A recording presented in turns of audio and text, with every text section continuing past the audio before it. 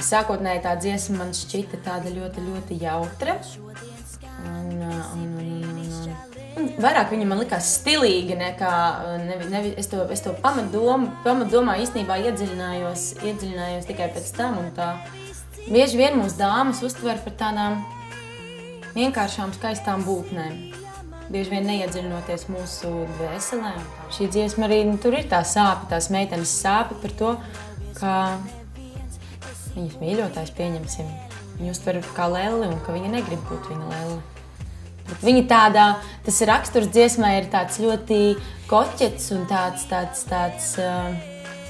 priecīgs, bet tā pamatdoma tā ir tā drusku pat skumjā. Bija tāda dziedātāja Dalida, kura ieskaņoja pirmā to dziesmu. Jā. Tas bija īstenībā 60. gados diezgan liels Eiropas hits. Pēc tam Aino Bailiņu viņa ieskaņoja. Jau kā cover versija latviešu valodā. Nevis marionete, bet marionete. Marionete. No vārda Mario.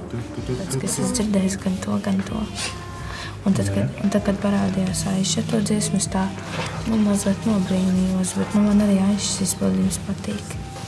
Un varbūt pat mazliet labāk. Pat labāk tev patīk? Jā, Aišas. Un kas oriģināli viņa izpilda? Aino Bailiņa, man liekas. Šeit arī? Jā. Tagad kā es jūtu? Jā, bet es tev iedošu, kur vēl nav šeit jau.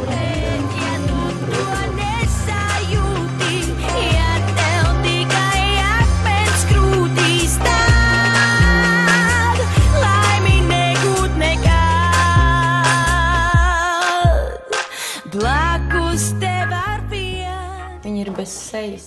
Un viņa negrib būt lelle. Tāpēc brīžiem varbūt labāk neredzēt seju, bet skatīties kaut kur dziļāk, te. Tas ir baigi pareizi, precīzi. Forši. Ļoti skaisti.